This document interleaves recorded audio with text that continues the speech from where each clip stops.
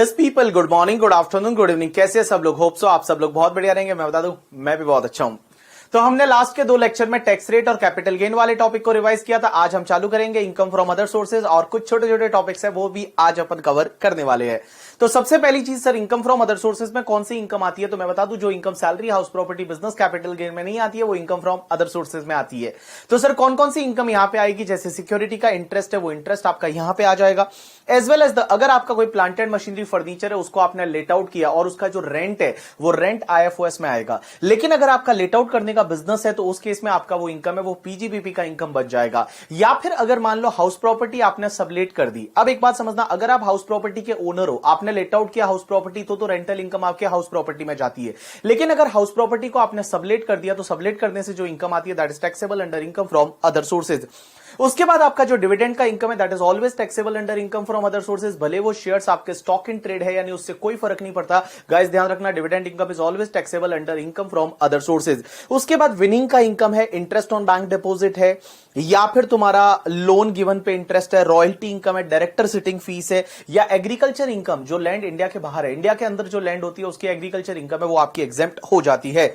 उसके बाद जो एमपी, एमएलए, एमएलसी होते हैं उनको जो सैलरी वगैरह मिलती है that is taxable under income from other sources because they are not a employ of the government. उसके बाद इनकम टैक्स का रिफंड आता है, उस रिफंड पे इंटरेस्ट आता है 244A का, that refund interest is taxable under income from other sources. As well as the कोई भी अगर मान लो इनकम आती है इन्वेस्टमेंट वगैरह से तो वो तुम्हारे इनकम फ्रॉम अदर सोर्सेज में चली जाएगी। अब आपको जो फैमिली पेंशन मिलती है, फैमिली पेंशन किसको मिलती है कि अगर मान लो किसी भी पर्सन की डेथ हो जाती है और उसकी फैमिली को जो पेंशन मिलती है that is called family pension. तो फैमिली पेंशन है वो इनकम फ्रॉम अदर सोर्सेज में जाती है। लेकिन यहां पे आपको कुछ एग्जेम्पशन मिलता है। एग्जेम्पशन कितना मिलता है कि जितना फैमिली पेंशन मिला उसका 1/3 या 15,000 rupees per annum which ever is lower, उतने का एग्जेम्पशन मिल जाता है, बाकी वाला टैक्सेबल हो जाता है। सो फॉर एन एग्जांपल 60,000 का फैमिली पेंशन मिला तो 60,000 का 1/3 कम्स टू द 20,000 और 15,000 whichever is lower comes to the 15,000। So 60,000 minus 15,000 remaining is 45,000। 45,000 will be taxable. लेकिन एक चीज समझना, अगर फैमिली पेंशन मिलती है वो अपने किसी सेना में कोई जवान था या पैरामिलिट्री जो फोर्सेज रहती है उसका कोई जवान है वो शहीद हो जाता है अपनी ड्यूटी करते हुए शहीद हो जाता है, या किसी को लाइक वीर चक्र मिला है या परमवीर चक्र मिला है और उनके घर वालों को कोई फैमिली पेंशन मिलती है तो वो टोटली एग्जेम्प्ट है। ये ध्यान रखना। मैंने क्या बोला कि जो भी अपनी सेना के जवान होते हैं या पैरामिलिट्री फोर्सेस के जवान होते हैं वो अपनी ड्यूटी करते हुए अगर शहीद हो जाते हैं तो उन केस में उनके फैमिली को जो पेंशन मिलेगी दैट इज टोटली एग्जेम्प्ट। उसके बाद में एक और चीज समझना, अगर मान लो आपको इंटरेस्ट मिलता है late compensation on the compulsory acquisition of capital asset तो that interest will be taxable under income from other sources, जो मैं ऑलरेडी आपको बता चुका हूं कैपिटल गेन में भी। अब अपन बात करते हैं टैक्सेशन ऑफ गिफ्ट की। सर जो भी गिफ्ट मिलता है वो गिफ्ट टैक्सेबल होता है या नहीं? आपको अगर कोई गिफ्ट वगैरह मिला, is that gift is taxable और नहीं, टैक्सेबल और नॉट, समझने की कोशिश करना। सबसे पहली चीज है हमेशा ध्यान रखना, एम्प्लॉय को एम्प्लॉयड से कोई भी गिफ्ट मिलता है that is taxable under the head salary because that is due to employ relationship. Employ को एम्प्लॉयर से कोई भी गिफ्ट मिलता है, कभी भी मिलता है, it is taxable under the head salary. अगर वो मान लो इन कैश है तो वो पूरा टैक्सेबल हो जाएगा, और इन काइंड है तो 5,000 से कम है तो एग्जेम्प्ट हो जाएगा, 5,000 या उससे ज्यादा है तो वो टैक्सेबल हो जाता है। उसके बाद अगर आपको बिजनेस एंड प्रोफेशन की वजह से कोई भी गिफ्ट मिलता है, मींस आपको अपने क्रेडिटर से या फिर डेटर से या सप्लायर से, आपके क्लाइंट से कोई गिफ्ट मिलता है, that is gift due to business and profession, it is always taxable under the head PGBP due to section 28। उसके बाद वाले जो गिफ्ट है वो इनकम फ्रॉम अदर सोर्सेज में आते हैं। अब एक बात समझना, इनकम फ्रॉम अदर सोर्सेज में एक सेक्शन होती है दैट इज द 56(2)(10 और 56(2)(10 है वो 1 अप्रैल 2017 से एप्लीकेबल है। उससे पहले 56(2)(7 हुआ करती थी जो 1 अक्टूबर 2009 से लेके और 31 मार्च 2017 तक थी, और उसके बाद में आपकी 1 अप्रैल 2017 से सेक्शन 56(2)(10 है। अब एक बात समझना, 56(2)(10 क्या बोलते हैं, इधर देखो।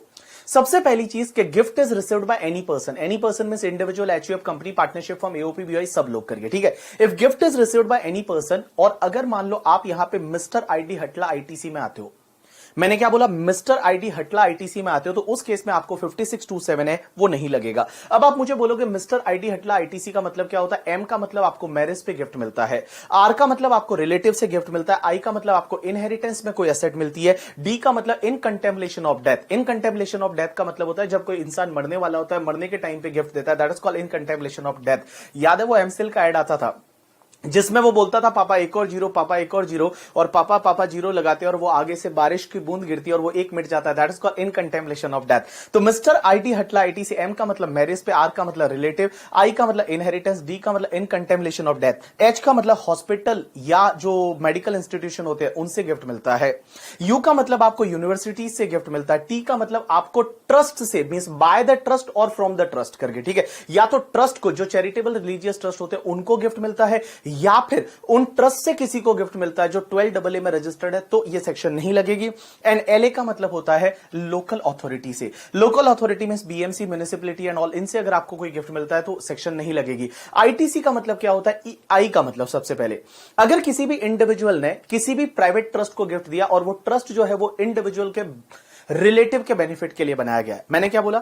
कोई भी प्राइवेट ट्रस्ट है उसको किसी इंडिविजुअल से गिफ्ट मिलता है और जो ट्रस्ट है वो उस इंडिविजुअल के रिलेटिव के लिए, बेनिफिट के लिए बनाया गया है, तो उस केस में ये सेक्शन नहीं लगेगी। और यहां पे टी का मतलब होता है कि अगर कोई भी फंड है, मेडिकल इंस्टीट्यूशन है, कॉलेज है, यूनिवर्सिटी है, वो उनको अगर गिफ्ट मिलता है, देखो उनसे लोगों को गिफ्ट मिलता है तो उस केस में सेक्शन 56(2)(10) नहीं लगती, और इनको खुद को गिफ्ट मिलता है तो भी 56(2)(10) नहीं लगती। और उसके बाद सी का मतलब certain transaction not regarded as transfer under section 47। जैसे 47 में अपन ने डिस्कस किया था कि एचयूएफ का पार्टीशन हो जाता है और एचयूएफ के पार्टीशन के टाइम पे अगर मेंबर को असेट मिलती है करके, ठीक है, या फिर अगर होल्डिंग ने सब्सिडरी को असेट ट्रांसफर की, सब्सिडरी ने होल्डिंग को असेट ट्रांसफर की, या अमलगमेशन डीमर्जर होता है, या अमलगमेशन डीमर्जर होता है, तो उस केस में सेक्शन 56(2)(10) है वो नहीं लगेगी। तो मैंने क्या बोला? आईटीसी, आई का मतलब अगर किसी इंडिविजुअल से किसी भी प्राइवेट ट्रस्ट को गिफ्ट मिलता है और वो प्राइवेट ट्रस्ट को जो गिफ्ट दिया गया है, वो ट्रस्ट जो बनाया गया है वो इंडिविजुअल के रिलेटिव के बेनिफिट के लिए है।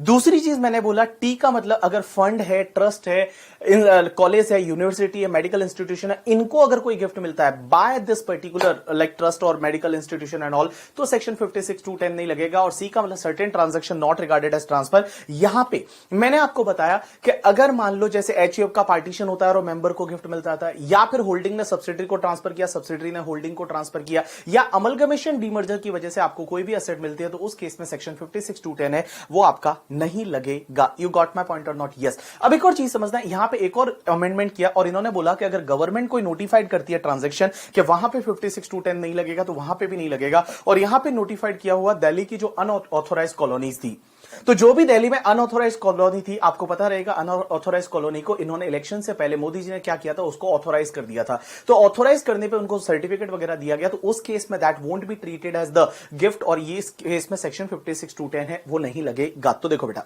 मैंने क्या बोला? All people just pay attention. अगर गिफ्ट है वो रिसीव होता है एनी पर्सन को ऑन और आफ्टर 1 अप्रैल 2017, एनी पर्सन मींस कोई भी पर्सन। अगर आप मिस्टर आईडी हटला आईटीसी में आते हो तो सेक्शन 56(2)(10) है वो नहीं लगेगी। बट अगर आप अदरवाइज में जाते हो और अदरवाइज में आपको मनी मिल जाता है, तो ध्यान रखना, एग्रीगेट मनी आपको 50,000 से ज्यादा है, then it is fully taxable.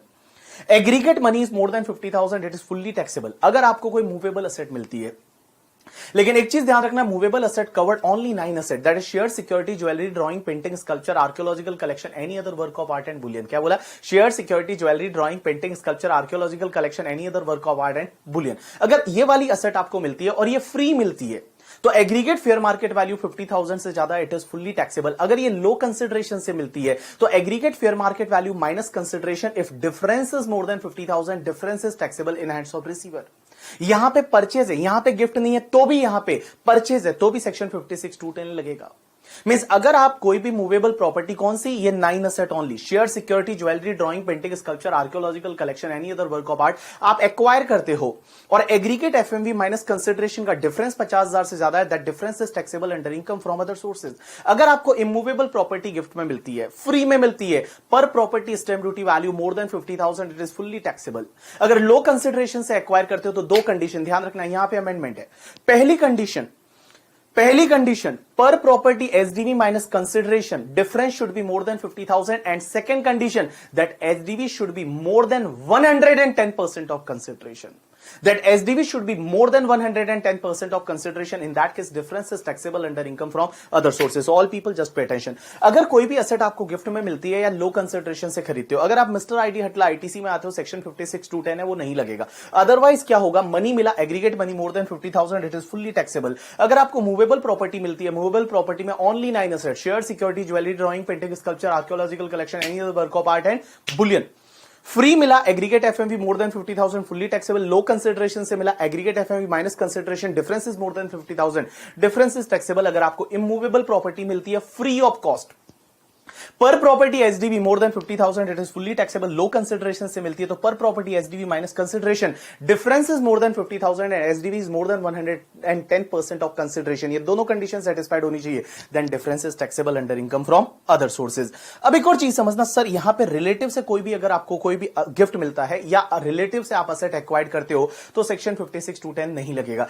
Relative की डेफिनेशन में कौन आएगा, तो इंडिविजुअल के लिए रिलेटिव सबसे पहला स्पाउस, उसके बाद इंडिविजुअल के ब्रदर सिस्टर और उनके स्पाउस, स्पाउस के ब्रदर सिस्टर एंड उसके स्पाउस, इंडिविजुअल के mother father and mother father के ब्रदर सिस्टर एंड उनके स्पाउस, और इंडिविजुअल के जो लीनियल असेंडेंट रहेंगे एंड देयर स्पाउस मींस दादाजी दादी जी नाना जी नानी जी परदादा परदादी परनाना परनानी, अगर जिंदा है तो नाना वाले भी यहां पे आ जाएंगे करके, ठीक है। उसके बाद इंडिविजुअल के स्पाउस के ब्रदर सिस्टर एंड उसके स्पाउस, इंडिविजुअल के स्पाउस के मदर फादर, इंडिविजुअल के स्पाउस के मदर फादर, अब मदर फादर के ब्रदर सिस्टर उधर कवर नहीं हो रहे, ठीक है। एंड उस स्पाउस के जो लीनियल असेंडेंट है एंड उसके स्पाउस में सास ससुर वगैरह है वो भी आ जाएंगे, और उस इंडिविजुअल स्पाउस के जो lineal descendant and their spouse they will be also covered under the definition of relative. ये इंडिविजुअल के लिए बात हुई। अब क्वेश्चन आता है एचयूएफ के लिए रिलेटिव कौन होगा, तो एचयूएफ के लिए रिलेटिव होगा any member of the HUF, जो भी एचयूएफ का मेंबर है वो एचयूएफ के लिए रिलेटिव है। अब एक चीज समझना, सिर्फ इंडिविजुअल एचयूएफ के रिलेटिव की डेफिनेशन दे रखी है, बाकी company, partnership firm, AOP, BOI, local authority, उनके लिए कोई भी रिलेटिव का डेफिनेशन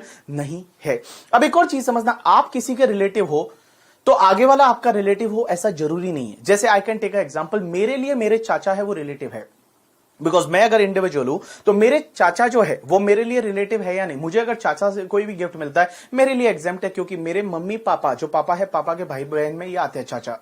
लेकिन मैं बता दूं चाचा के लिए मैं रिलेटिव नहीं हूं, चाचा के लिए मैं रिलेटिव नहीं हूं, क्योंकि चाचा के लिए मेरे पापा तो रिलेटिव है बट मैं उनके लिए रिलेटिव नहीं हूं। तो एक चीज ध्यान रखना, ऐसा जरूरी नहीं आपके लिए कोई रिलेटिव है उसके लिए भी आप रिलेटिव हो। अब एक और चीज समझना, सर अगर मान लो सेक्शन 56(2)(10) में एसएससी है वो एसडीवी से सेटिस्फाइड नहीं है, कैन योर केस में be transfer to valuation officer, answer is yes, जैसा 50C में पढ़ा था वैसा का वैसा। अब एक और चीज समझना, सेक्शन 56(2)(10) जो आपको कोई भी असेट मिलती है ना, वो ये जो सेक्शन है 56(2)(10) वो तभी लगेगी जो असेट आपके लिए मिल रही है वो आपके लिए कैपिटल असेट है। आपको जो मिल रहा है अगर वो स्टॉक इन ट्रेड है तो ये सेक्शन नहीं लगती, क्योंकि जैसे फॉर एन एग्जांपल आपने stock in trade low consideration से खरीदा, तो stock in trade low consideration से आप खरीदोगे और फिर आगे जाके बेचोगे तो ऑलरेडी बीजीबीपी में टैक्सेबल हो जाएगा ना, तो यहां पे सेक्शन 56(2)(10) है वो नहीं लगती। अब एक और चीज समझना, 56(2)(10) अगर लग जाती है, आपको एसेट गिफ्ट में मिलती है या फिर आप लो कंसिडरेशन से एक्वायर करते हो एंड 56(2)(10) लग गई और आपने एसडीवी एफएमवी पे टैक्स भर दिया, तो जो एसडीवी एफएमवी कंसिडर हुई है अंडर सेक्शन 56(2)(10) वही आपकी कॉस्ट ऑफ एक्विजिशन मानी जाएगी ड्यू टू सेक्शन 49(4). तो 49(4) क्या बोलती है कि अगर कोई एसेट आपको गिफ्ट में मिलती है या लो कंसिडरेशन से मिलती है और उस पे आपने 56(2)(10) में टैक्स भर दिया, आपने 56(2)(10) में टैक्स भर दिया, तो जो एसडीवी एफएमवी पे आपने 56(2)(10) में टैक्स भरा है that will be treated as your cost of acquisition due to section 49(4). अब एक और चीज समझना, एक सेक्शन होती है 43CA, ये 43CA पीजीबीपी की सेक्शन है। It is a similar section of the section 50C। 50C अपन ने क्या पढ़ा था कि अगर कोई इमूवेबल प्रॉपर्टी आप ट्रांसफर करते हो और वो आपके लिए कैपिटल असेट है और सेल कंसिडरेशन से एसडीवी ज्यादा है by 110%, in that case SDV is treated as full value of consideration. वो कब लगती थी, जब आपके लिए इमूवेबल प्रॉपर्टी कैपिटल असेट थी। लेकिन जो बिल्डर है, बिल्डर के लिए immovable property stock in trade होती है, उसके लिए ये सेक्शन लगती है। अब एक चीज समझना, सेक्शन 43CA ये बोलती है कि अगर कोई भी बिल्डर है जिसके लिए इमूवेबल प्रॉपर्टी क्या है, स्टॉक इन ट्रेड है, वो अगर ट्रांसफर करता है और सेलिंग प्राइस एसडीवी से कम है and SDV is more than 110% of consideration, then SDV है वही तुम्हारा क्या माना जाएगा, फुल वैल्यू ऑफ कंसिडरेशन माना जाएगा। SDV is more than 110% of consideration, then SDV will be treated as full value of consideration. Sir SSC अगर SDV से सेटिस्फाइड नहीं है, क्या वैल्यूएशन ऑफिसर के पास उसका केस जा सकता है, आंसर इज यस, जैसा 50C में पढ़ा था वैसा का वैसा। अब क्वेश्चन ही आता है सर एसडीवी कौन सी डेट का लेना है, तो एसडीवी कौन सी डेट का लेना है, रजिस्ट्रेशन या अग्रीमेंट। तो मैं बता दूं नॉर्मली रजिस्ट्रेशन की डेट का, बट अगर अग्रीमेंट की डेट या उससे पहले पहले कुछ ना कुछ आपको पेमेंट मिल गया हो, कुछ ना कुछ पेमेंट मिल गया हो by account pay cheque, account pay demand draft, any mode of electronic clearing system through bank account और any other electronic mode as may be prescribe, तो उस केस में आप अग्रीमेंट की डेट का एसडीवी ले सकते हो। क्या सर ऐसा ऑप्शन हमको 56(2)(10) में भी एप्लीकेबल है क्या, आंसर इज यस। मैं बता दूं 56(2)(10) में भी एप्लीकेबल है, तो मैं बताऊं आपको 50C, 43CA as well as 56(2)(10) ये तीनों सेक्शन ऐसी है जिसमें आपको एसडीवी कौन सी डेट का लेना है, नॉर्मली रजिस्ट्रेशन। बट एक जगह ऑप्शन है अग्रीमेंट की डेट का लेने का। अगर अग्रीमेंट की डेट या उससे पहले पहले कुछ ना कुछ पेमेंट मिल गया हो या कुछ ना कुछ पेमेंट कर दिया हो for the purpose of section 56(2)(10), कुछ ना कुछ पेमेंट कर दिया हो up to the date of agreement by account pay cheque, account pay demand draft, any mode of electronic clearing system through bank account, तो उस केस में आप अग्रीमेंट की डेट का एसडीवी है वो आप ले सकते हो। अब एक और चीज समझना, सेक्शन 56(2)(7)(b) ये सेक्शन बोलती है कि अगर कोई भी क्लोजली हेल्ड कंपनी है, पहले समझना closely held company, closely held company का मतलब यहां पे अनलिस्टेड कंपनी से होता है या प्राइवेट लिमिटेड कंपनी समझो। अगर कोई भी क्लोजली हेल्ड कंपनी है, अनलिस्टेड कंपनी है, वो क्या करती है, रेजिडेंट शेयर होल्डर को शेयर इश्यू करती है at premium. Resident share holder को शेयर इशू करती है एट प्रीमियम। तो जो भी तुम्हारा issue price minus fair market value है, वो डिफरेंस पे वो कंपनी को टैक्स लग जाएगा। इसी को प्रैक्टिकल लाइफ में एंजल टैक्स बोला जाता है, जो स्टार्टअप्स को लगता है, आपको याद रहेगा तो एंजल टैक्स आपने सुना होगा बहुत बार। तो एंजल टैक्स ये सेक्शन क्या बोलती है कि अगर कोई भी क्लोजली हेल्ड कंपनी है वो क्या करती है, रेजिडेंट शेयर होल्डर को शेयर इशू करती है, तो जो भी तुम्हारा इशू प्राइस है वो issue price minus fair market value, क्या बोला, issue price minus fair market value, उस डिफरेंस पे कंपनी को टैक्स भरना पड़ेगा। कंपनी के लिए वो इनकम फ्रॉम अदर सोर्सेज में टैक्सेबल हो जाएगा। लेकिन एक चीज समझना, ये सेक्शन नहीं लगेगी कुछ कुछ केसेस में। सबसे पहला तो अगर कोई भी वेंचर कैपिटल अंडरटेकिंग है, उसने शेयर इशू किए वेंचर कैपिटल कंपनी को या वेंचर कैपिटल फंड को या स्पेसिफाइड फंड को, तो ये सेक्शन नहीं लगेगी। मैंने क्या बोला, वेंचर कैपिटल अंडरटेकिंग ने शेयर इशू किए वेंचर कैपिटल कंपनी को, वेंचर कैपिटल फंड को या स्पेसिफाइड फंड को, तो ये सेक्शन नहीं लगेगी। स्पेसिफाइड फंड का मतलब होता है category 1 and category 2 of the alternate investment fund. उनको अगर ये शेयर इशू किए तो ये सेक्शन नहीं लगेगी। और दूसरी चीज, अगर कोई भी गवर्नमेंट नोटिफाइड करती है कि क्लास ऑफ पर्सन पे ये सेक्शन नहीं लगेगी, तो भी नहीं लगेगी। और गवर्नमेंट का एक नोटिफिकेशन आ चुका है कि बोला वो गवर्नमेंट के नोटिफिकेशन में कि कुछ स्टार्टअप ऐसे हैं जिसपे ये सेक्शन नहीं लगेगी। देयर आर सम स्टार्टअप जिसपे ये सेक्शन नहीं लगेगी। सर किस किस पे नहीं लगेगी, तो यहां पे कुछ कंडीशन है, अगर स्टार्टअप ये कंडीशन सेटिस्फाइड कर लेता है तो सेक्शन 56(2)(7)(b) है वो नहीं लगेगी। पहली कंडीशन यह है कि वो स्टार्टअप रजिस्टर्ड होना चाहिए, रिकॉग्नाइज होना चाहिए by the department of the promotion of industry and internal trade as a startup as per this notification. तो पहली चीज है वो रिकॉग्नाइज होना चाहिए department of the promotion of industry and internal trade के हिसाब से। दूसरी कंडीशन यह है कि वो स्टार्टअप का aggregate share capital plus premium है वो 25 करोड़ से ज्यादा नहीं होना चाहिए। वो स्टार्टअप ने शेयर इशू करने से पहले या इशू करने के बाद उसका जो पेड अप शेयर कैपिटल है वो that paid up share capital plus security premium should not be more than the 25 crore. 25 crore से ज्यादा नहीं होना चाहिए। लेकिन गाइस ये 25 करोड़ की लिमिट देखते टाइम आपको कुछ चीजें नहीं लेनी है। जो शेयर नॉन रेजिडेंट को इशू किए वो कंसिडर नहीं होंगे 25 करोड़ की लिमिट में। दूसरा, जो भी वेंचर कैपिटल कंपनी को या वेंचर कैपिटल फंड को इशू हुए वो नहीं लेना है। या तीसरा, कोई भी स्पेसिफाइड कंपनी को शेयर इशू किए वो भी कंसिडर नहीं करने। तो मैंने क्या बोला, all people just pay attention. Second condition startup के लिए, पहली कंडीशन तो रिकॉग्नाइज होना चाहिए। दूसरी कंडीशन, उस स्टार्टअप का paid up share capital plus security premium है वो 25 करोड़ से ज्यादा नहीं होना चाहिए।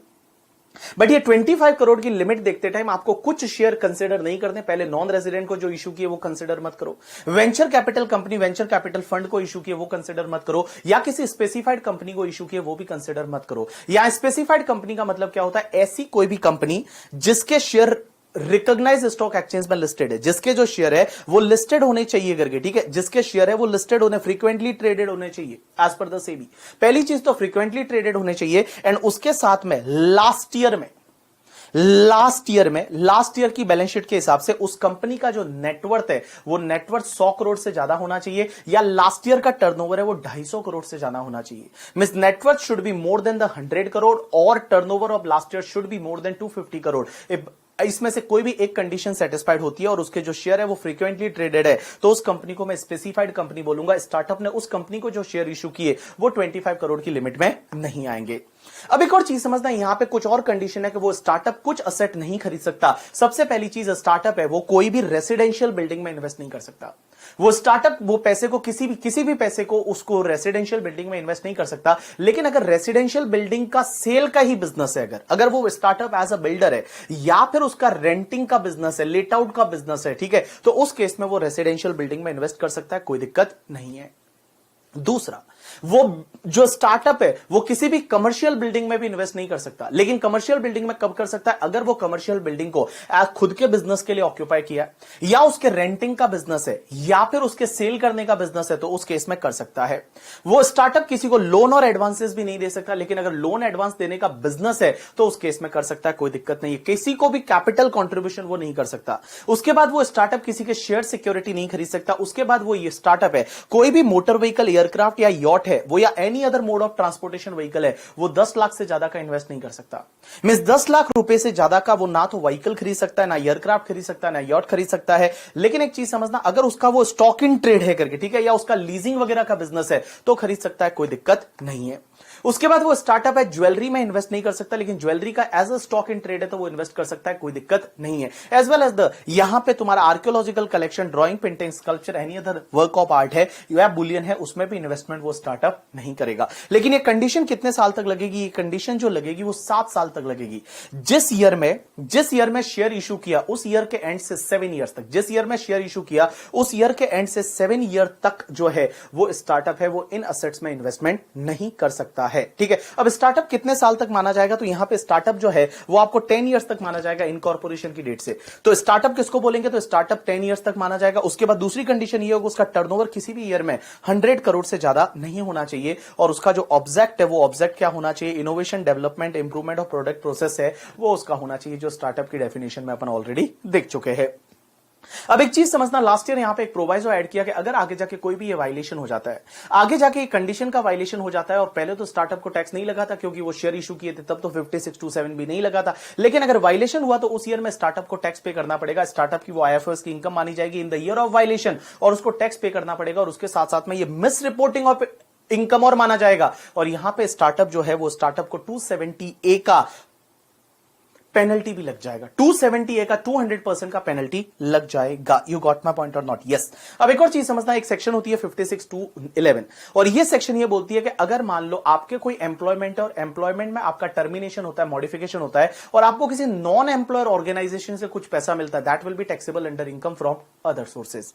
That will be taxable under income from other sources. इसका मतलब क्या हुआ कि जैसे कोई एम्प्लॉय है, अगर एम्प्लॉय को एम्प्लॉयर से कुछ भी मॉडिफिकेशन, टर्मिनेशन के टाइम पे मिलता है तो वो profit in lieu of salary माना जाता है, वो सैलरी हेड में टैक्सेबल हो जाता है। लेकिन मान लो एम्प्लॉयमेंट में टर्मिनेशन, मॉडिफिकेशन हो रहा है, आपको किसी नॉन एम्प्लॉयर ऑर्गेनाइजेशन से कहीं और से पैसा मिलता है, then it will be taxable under income from other sources. अब एक और चीज समझना, सेक्शन 57 ये बोलती है कि जब भी आप इनकम फ्रॉम अदर सोर्सेज की इनकम निकालोगे तो उसके सामने जो भी रीजनेबल खर्चे होते हैं, अगर इनकम टैक्सेबल है तो उसके सामने खर्चे अलाउ होंगे। मैं आपको जो बोल रहा हूं ध्यान रखना। देखो, अगर इनकम टैक्सेबल होती है तो उसके सामने खर्चे अलाउ होंगे, अगर इनकम एग्जेम्प्ट है तो उसके सामने के खर्चे आपको इग्नोर करते हैं। इनकम जो है वो अगर इंटरेस्ट फ्रॉम लेट कंपनसेशन है, interest on compulsory acquisition of asset, और उस पर लेट कंपनसेशन पे इंटरेस्ट मिला, उसके सामने 50% का स्टैंडर्ड डिडक्शन मिलेगा और कोई भी खर्चा अलाउ नहीं होगा। अब एक चीज समझना, इस बार से इन्होंने एक अमेंडमेंट किया कि जब भी आपको डिविडेंड मिलता है किसी भी कंपनी से, now from this year dividend as well as the income from UTI mutual fund is taxable in hands of share holder. तो भैया जो भी आपको डिविडेंड मिलता है या फिर आपको जो income from UTI mutual fund मिलता है,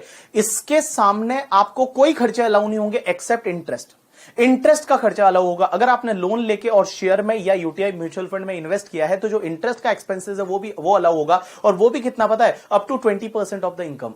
मींस डिविडेंड जो है वो डिविडेंड अभी टैक्सेबल होगा, डिविडेंड के सामने और कोई खर्चे अलाउ नहीं होंगे, डिविडेंड के सामने सिर्फ क्या अलाउ होगा पता है? इंटरेस्ट, और इंटरेस्ट भी कितना अलाउ होगा? Up to 20% of the dividend और income from UTI mutual fund. उसके बाद सेक्शन 58 ये बोलती है कि भैया जो भी पर्सनल एक्सपेंसेस है वो अलाउ नहीं होते हैं, या फिर इंडिया के बाहर किसी को सैलरी या इंटरेस्ट का पेमेंट किया, उस पर टीडीएस नहीं काटा या काटा बट गवर्नमेंट को जमा नहीं करवाया तो वो अलाउ नहीं होगा। उसके बाद में किसी को 10,000 से ज्यादा का कैश में पेमेंट किया in the single day to a single person, वो अलाउ नहीं होगा। और रेजिडेंट को पेमेंट किया, टीडीएस नहीं काटा, तो 30% आपका क्या हो जाएगा? Disallowed. This is the completion of income from other sources. अब अपन सीधा पीजीबीपी अगले लेक्चर में लेंगे। अब अपन दूसरा टॉपिक है वो स्टार्ट करते हैं।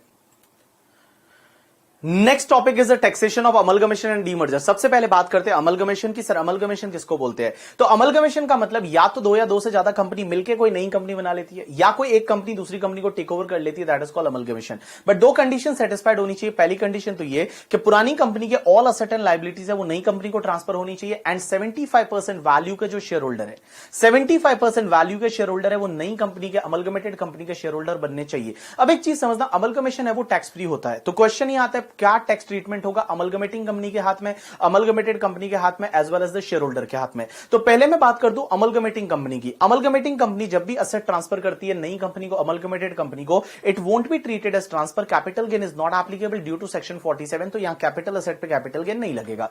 अब क्वेश्चन ये आता है कि सर एक बात बताओ, जो अमलगमेटेड कंपनी है, जो न्यू कंपनी को असेट मिलेगी, तो क्या न्यू कंपनी के हाथ में इनकम फ्रॉम अदर सोर्सेज में टैक्स लगेगा? Answer is no, because mister IT हटला आईटीसी में जो सी वाला पॉइंट है उसके हिसाब से 56/10 तो नहीं लगेगा। अब एक चीज समझना, जब भी जो अमलगमेटेड कंपनी है, जो नई कंपनी है, वो उस असेट को बेचेगी तो कैपिटल गेन लगेगा। Answer is yes. कॉस्ट किसका लेंगे? Cost to previous owner.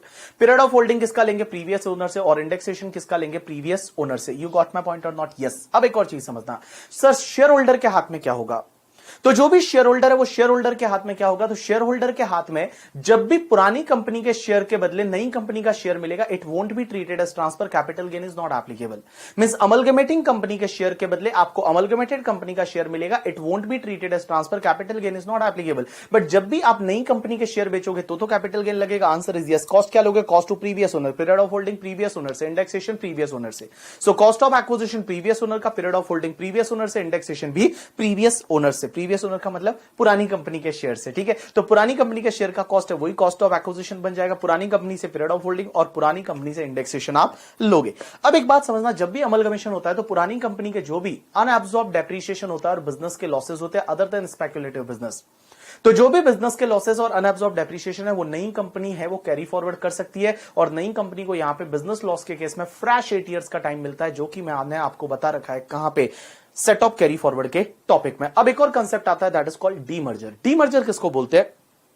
कि अगर किसी भी कंपनी का कोई भी सेगमेंट अलग हो जाता है, किसी भी कंपनी का कोई भी सेगमेंट है, कोई भी यूनिट है, वो आप अलग करके और कोई दूसरी कंपनी बना लेते हो, that is called demerger. That is called demerger. एक एग्जांपल मैंने आपको हमेशा पढ़ाते टाइम एक एग्जांपल लिया, that is the Titan limited. एक कंपनी है, टाइटन के 2 सेगमेंट है, वन इज द वॉच वाला segment, one is the jewellery वाला सेगमेंट, जिसको तनिष्क बोलते हैं। मान लो उन्होंने क्या किया, तनिष्क को एक अलग कंपनी बना दी और तनिष्क लिमिटेड उसका नाम दे दिया। तो जो नई कंपनी बनती है ना, डीमर्जर के केस में जो भी नई कंपनी बनती है ना, that is called your resulting company. इसको बोला जाता है रिजल्टिंग कंपनी। और जो पुरानी कंपनी जो रहती है that is called your demerged company. तो क्वेश्चन ये आता है कि सर ये डीमर्जर जो होता है, डीमर्जर के केस में टैक्स ट्रीटमेंट क्या होगा? पहली चीज तो डीमर्जर किसको बोलेंगे? तो डीमर्जर कब माना जाता है? कि जब आप कोई भी अपनी अंडरटेकिंग है वो किसी दूसरी कंपनी को ट्रांसफर कर देते हो, that is called your demerger. But आपको 5 कंडीशन सेटिस्फाइड करनी पड़ेगी। पहली कंडीशन के जो अंडरटेकिंग ट्रांसफर हो रहा है, जो सेगमेंट ट्रांसफर हो रहा है, उसकी ऑल असेट एंड लायबिलिटीज है वो नई कंपनी को ट्रांसफर होनी चाहिए। All asset and liability jewellery division की है वो तनिष्क लिमिटेड को ट्रांसफर होनी चाहिए। दूसरी कंडीशन यह है कि जो भी असेट एंड लायबिलिटी ट्रांसफर हो रही है वो बुक वैल्यू पे होनी चाहिए, मींस यहां पे रीवैल्यूएशन को आपको इग्नोर करना पड़ेगा। तीसरी कंडीशन यह है कि भैया जो ये नई कंपनी बनेगी that is the Tanishq limited, ये तनिष्क लिमिटेड क्या इशू करेगी पता है? अपने शेयर इशू करेगी। किसको? Share holder of the Titan limited. जो डीमर्ज कंपनी के शेयर होल्डर है वो डीमर्ज कंपनी के शेयर होल्डर को प्रोपोर्शनेट बेसिस पे शेयर मिलने चाहिए, प्रोपोर्शनेट बेसिस पे शेयर मिलने चाहिए। जैसे फॉर एन एग्जांपल उन्होंने प्रोपोर्शन रखा कि आपके पास 10 शेयर है तो आपको 2 मिलेगा, तो मेरे पास अगर 100 है तो मुझे 20 मिलना चाहिए, आपके पास 1 लाख है तो आपको 20,000 मिलना चाहिए। मींस वो रेशियो है, प्रोपोर्शनेट है, वो आपको मेंटेन होना चाहिए। उसके बाद चौथी कंडीशन ये है कि बेटा ये डीमर्ज कंपनी के जितने शेयर होल्डर है, एटलीस्ट 75% वैल्यू के शेयर होल्डर है वो रिजल्टिंग कंपनी के शेयर होल्डर बनने चाहिए। और ये जो अंडरटेकिंग ट्रांसफर हो रही है ये गोइंग कंसर्न बेसिस पे होनी चाहिए, ये गोइंग कंसर्न बेसिस पे होनी चाहिए। अगर ये 5 कंडीशन सेटिस्फाइड होती है तो इसको हम डीमर्जर बोलेंगे। अब क्वेश्चन ये आता है कि सर मैंने बोला यहां पे कि रीवैल्यूएशन को इग्नोर करना है, यहां पे बुक वैल्यू पे ट्रांसफर होनी चाहिए। लेकिन एक बात समझना, आजकल क्या होता है, इंडेस फॉलो होता है और इंडेस के हिसाब से जो तनिष्क लिमिटेड है वो अगर मान लो असेट को किसी और वैल्यू पे रिकॉर्ड करती है, जो तनिष्क लिमिटेड है वो असेट को किसी और वैल्यू पे रिकॉर्ड करती है, तो चलेगा या नहीं चलेगा? चलेगा, कोई दिक्कत नहीं है। अगर इंडेस को कंप्लाई करते हुए जो नई कंपनी है रिजल्टिंग कंपनी वो असेट को किसी और वैल्यू पे रिकॉर्ड करती है, चलेगा, कोई दिक्कत नहीं, अगर इन कंप्लायंस ऑफ द इंडेस। अब एक और चीज समझना, सर इस केस में शेयर होल्डर के हाथ में क्या टैक्सेबल होगा, टैक्सेबिलिटी आएगी? मैं शेयर होल्डर से पहले मैं आपको बता देता हूं डीमर्ज कंपनी और रिजल्टिंग कंपनी के हाथ में क्या टैक्सेबिलिटी होगी। तो देखो, जो डीमर्ज कंपनी रहेगी टाइटन लिमिटेड, उन्होंने अपनी अंडरटेकिंग ट्रांसफर कर दी, तो जो भी कैपिटल असेट रिजल्टिंग कंपनी को ट्रांसफर की जाती है under demerger, it is not treated as transfer, capital gain is not applicable due to section 47।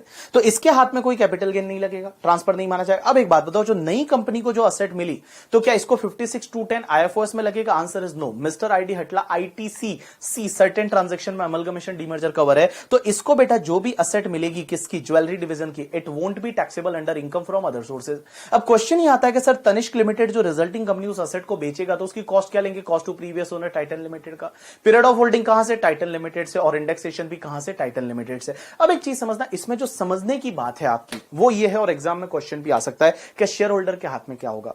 तो एक बात बताओ, आप और मैं अगर इस टाइटन के शेयर होल्डर थे, मिस डीमर्स कंपनी के शेयर होल्डर थे, अपनी कंपनी का कोई सेगमेंट टूट गया और नई कंपनी बन गया, तो नई कंपनी ऑब्वियसली अपने को शेयर अलॉट करने वाली है।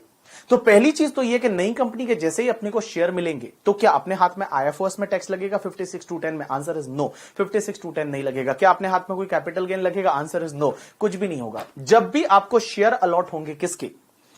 रिजल्टिंग कंपनी के, उस केस में आपके हाथ में कुछ भी, क्या डिविडेंड माना जाएगा? Answer is no, it won't be treated as dividend also, आपके हाथ में कुछ भी नहीं होगा। लेकिन सर जो रिजल्टिंग कंपनी के अपने को शेयर मिले, रिजल्टिंग कंपनी के, इस एग्जांपल में तनिष्क लिमिटेड के, तो तनिष्क लिमिटेड के जो अपने को शेयर मिले, अगर कल उठ के वो शेयर को बेचेंगे तो कैपिटल गेन लगेगा? Answer is yes. कॉस्ट क्या लेंगे? तो तनिष्क लिमिटेड के शेयर का कॉस्ट कैसे निकालना, उसके लिए एक फॉर्मूला, मेरी तरफ देखो। सबसे पहले आप एक काम करोगे, जो डीमर्स कंपनी थी टाइटन लिमिटेड, उसके शेयर कितने में खरीदे थे उसका टोटल कॉस्ट ले लो। डीमर्स कंपनी जो थी टाइटन लिमिटेड, उसके शेयर कितने में खरीदे थे उसकी टोटल कॉस्ट ले लो और उसको मल्टीप्लाई करो net asset transfer in demerger. भाई जैसे फॉर एन एग्जांपल इस टाइटन लिमिटेड के जो आपने शेयर खरीदे थे, वो फॉर एन एग्जांपल आपने 1 लाख में खरीदे थे। अब आप एक काम करो, मल्टीप्लाई करो net asset transferred by company in the demerger.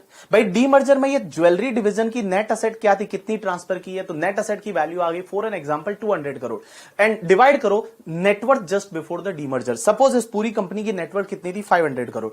तो बेटा यहां पे आपका कितना कॉस्ट आ जाएगा? रिजल्टिंग कंपनी के शेयर का कॉस्ट। अपन क्या निकाल रहे हैं? रिजल्टिंग कंपनी के शेयर का कॉस्ट। कैसे निकालने का?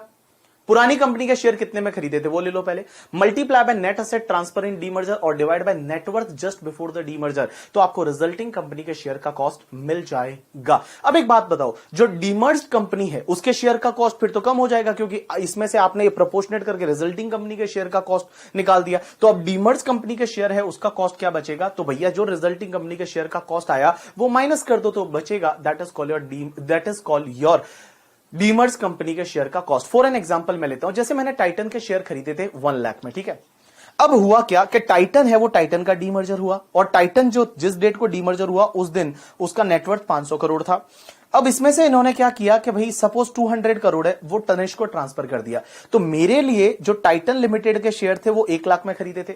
अब मान लो मुझे क्या हुआ, तनिष्क लिमिटेड के 300 शेयर और मिल गए। अब वो 300 शेयर मुझे जो तनिष्क लिमिटेड के मिले, इसका कॉस्ट कैसे निकालूं? तो उसके कॉस्ट के लिए मुझे क्या करना, 1 लाख टाइटन के लिमिटेड के शेयर का कॉस्ट मल्टीप्लाई करूंगा 200 करोड़ की एसेट ट्रांसफर की डीमर्जर में, डिवाइड बाय 500, तो यहां पे बेटा 40,000 आता है। तो ये 40,000 जो है, this 40,000 is cost of acquisition of 300 share in the Tanishq limited. Now question is that what is the cost of acquisition of share in Titan limited? तो टाइटन लिमिटेड के शेयर का कॉस्ट मेरा 60,000 बच जाएगा, तो 60,000 डिवाइड बाय जितने भी Titan के शेयर रहेंगे वो मेरा कॉस्ट बच जाएगा। तो टाइटन के शेयर जब भी मैं बेचूंगा उसकी कॉस्ट है मुझे 60,000 लेनी है। अब एक और चीज समझना, सर ये 300 शेयर जो मुझे डीमर्जर में रिजल्टिंग कंपनी के शेयर मिले, इसकी कॉस्ट निकालना तो आपने सिखाया। पीरियड ऑफ होल्डिंग कहां से लूं? तो पीरियड ऑफ होल्डिंग आपको लेना है पुरानी कंपनी जो डीमर्ज जो ओरिजिनल कंपनी थी उसके शेयर कब से खरीदे थे, वहां से पीरियड ऑफ होल्डिंग लेना है और इंडेक्सेशन भी वहीं से लेना है करके, ठीक है। तो भैया पीरियड ऑफ होल्डिंग आपको कहां से लेना है? जब आपने डीमर्ज कंपनी पुरानी कंपनी के शेयर कब खरीदे थे वहां से पीरियड ऑफ होल्डिंग, और अगर इंडेक्सेशन होता है तो वो भी आपको वहां से लेना है। This is called your demerger. और डीमर्जर के केस में भी बेटा जो सेगमेंट ट्रांसफर हो रहा है, जो यूनिट ट्रांसफर हो रही है करके, ठीक है, इस यूनिट के जो भी बिजनेस के लॉसेस रहेंगे और अनअब्सॉर्ब डेप्रिसिएशन रहेगा वो नई company set of carry forward कर सकती है, बट यहां पे रिमेनिंग पीरियड मिलेगा, यहां पे फ्रेश 8 इयर्स का टाइम लिमिट नहीं मिलेगा। यू गॉट माय पॉइंट और नॉट? यस। उसके बाद एक टॉपिक है that is the bond washing, bond stripping. पहले डिविडेंड स्ट्रिपिंग भी यहां पे था, that is not important at all because last year तक डिविडेंड स्ट्रिपिंग था, बट अभी डिविडेंड स्ट्रिपिंग इस साल से नहीं है। अब हम बात करते हैं टैक्सेशन ऑफ डिविडेंड और डीम डिविडेंड की। सर डिविडेंड पे क्या होगा? तो इस बार मैं बताऊं आपको, डोमेस्टिक कंपनी से डिविडेंड मिला तो भी टैक्सेबल है और फॉरेन कंपनी से डिविडेंड मिला तो भी टैक्सेबल है। अगर आपको डोमेस्टिक कंपनी से जो डिविडेंड मिलता है दैट इज ऑल्सो टैक्सेबल और फॉरेन कंपनी से डिविडेंड मिलता है that is also taxable under income from other sources. इस साल डीडीटी वाला वगैरह कंसेप्ट सब हट चुका है। तो आपको डिविडेंड मिलता है डोमेस्टिक कंपनी या फॉरेन कंपनी से, तो आपके हाथ में इनकम फ्रॉम अदर सोर्सेज में टैक्सेबल हो जाएगा करके, ठीक है। अब एक चीज समझना, डोमेस्टिक कंपनी फॉरेन कंपनी किसको बोलते हैं? तो देखो, एक तो होती है इंडियन कंपनी, एक डोमेस्टिक कंपनी, एक फॉरेन कंपनी। इंडियन कंपनी में ऐसी कंपनी जो इंडिया में इनकॉर्पोरेट हुई है, फॉरेन कंपनी इंडिया के बाहर इनकॉर्पोरेट हुई है, domestic company, all Indian companies are domestic company, foreign company भी डोमेस्टिक कंपनी बन जाएगी अगर उस फॉरेन कंपनी ने इंडिया में प्रिस्क्राइब अरेंजमेंट किए हैं डिविडेंड डिस्ट्रीब्यूशन के। प्रिस्क्राइब अरेंजमेंट का मतलब उनका एजीएम इंडिया में हो रहा है, उनको शेयर रजिस्टर इंडिया में मेंटेन करना पड़ेगा एंड ऑल। तो अगर फॉरेन कंपनी ऐसा कुछ करती है तो वो डोमेस्टिक कंपनी की कैटेगरी में आ जाएगी, ठीक है, लेकिन ऐसा नॉर्मली होता नहीं है। तो मैं बता दूं आज की डेट में आपको डिविडेंड जो मिलता है किससे, डोमेस्टिक कंपनी से या फॉरेन कंपनी से, that is going to be taxable under income from other sources. अब एक चीज समझना, इनकम फ्रॉम अदर सोर्सेज से टैक्सेबल होगा, लेकिन कौन सी रेट से टैक्सेबल होगा, नॉर्मल टैक्स रेट से। मेरे लिए स्लैब रेट है तो स्लैब रेट से, कंपनी के लिए 25% है तो 25%, 30%, 30%, फर्म के लिए 30%, तो depends on your tax rate, उस रेट से टैक्सेबल होगा। अब एक चीज समझना, इसका एक एक्सेप्शन है 115 बीबीडी। 115 बीबीडी ये बोलता है कि अगर कोई भी इंडियन कंपनी है, कौन है, इंडियन कंपनी, और वो किसी फॉरेन कंपनी में 26% और मोर का इक्विटी शेयर होल्डिंग रखता है, इंडियन कंपनी किसी फॉरेन कंपनी में 26% और मोर का इक्विटी शेयर होल्डिंग रखता है, तो उससे जो भी डिविडेंड मिलेगा, that dividend is not taxable at 25 और 30%, that dividend will be taxable at 15%, that dividend is taxable at concessional rate, that is 15%। तो मैंने क्या बोला, इधर देखो बेटा, जैसे कोई डोमेस्टिक कंपनी है, एग्जांपल के लिए मैं ले लेता था टाटा मोटर्स करके, और टाटा मोटर्स ने क्या किया, जेएलआर करके फॉरेन का कंपनी है जो जैगवार कार बनाती है, एंड तो वो जैगवार जो कार बनाती है उसमें उनका 26% और मोर का शेयर होल्डिंग है। तो फॉरेन कंपनी से जो टाटा मोटर्स को डिविडेंड मिलेगा, that is not taxable at 25 और 30%, it will be taxable at 15%, लेकिन ग्रॉस डिविडेंड टैक्सेबल होगा। इसके सामने किसी खर्चे का डिडक्शन नहीं मिलेगा, इसके सामने किसी खर्चे का डिडक्शन नहीं मिलेगा। जैसे फॉर एन एग्जांपल 50 करोड़ का डिविडेंड मिला, 4 करोड़ जो है वो डिविडेंड कलेक्शन चार्जेस था, तो टैक्सेबल कितना होगा, टोटल 50 करोड़ और 46 crore, right answer is total 50 crore, means gross dividend है वो टैक्सेबल यहां पे हो जाएगा। अब एक चीज समझना, डिविडेंड जो है वो तो आपके हाथ में आईएफओएस में टैक्सेबल होगा ही होगा। अब एक कंसेप्ट आता है डीम्ड डिविडेंड। डीम्ड डिविडेंड क्या होता है कि डीम्ड डिविडेंड एक्चुअल में डिविडेंड होता नहीं है, लेकिन उसको डिविडेंड मान लेंगे। तो डीम्ड डिविडेंड की सेक्शन होती है 222A, 222B, C, D and E। सबसे पहला 222A। 222A ये बोलती है कि अगर कोई भी डोमेस्टिक कंपनी है, वो डोमेस्टिक कंपनी क्या करती है कि डिविडेंड के बदले अगर असेट बांट देती है, अगर डिविडेंड है और डिविडेंड के बदले क्या बांट देती है, असेट बांट देती है, तो असेट जितना बांटा ना, that asset will be treated as deemed dividend to the extent accumulated profit of the company whether capitalise और नॉट। जैसे फॉर एन एग्जांपल हमारी एक कंपनी है बीबी वर्चुअल्स प्राइवेट लिमिटेड, और उसका रिजर्व एंड सरप्लस है 10 लाख का, हमने असेट बांट दी 12 लाख की, तो टोटल 12 लाख में से 10 लाख हमारे लिए क्या माना जाएगा, डीम्ड डिविडेंड माना जाएगा और शेयर होल्डर के हाथ में टैक्सेबल हो जाएगा। तो मैंने क्या बोला कि अगर कोई भी कंपनी है वो शेयर होल्डर को क्या देती है, असेट डिस्ट्रीब्यूट करती है, तो that asset will be treated as deemed dividend to the extent accumulated profit of company whether capitalised or not.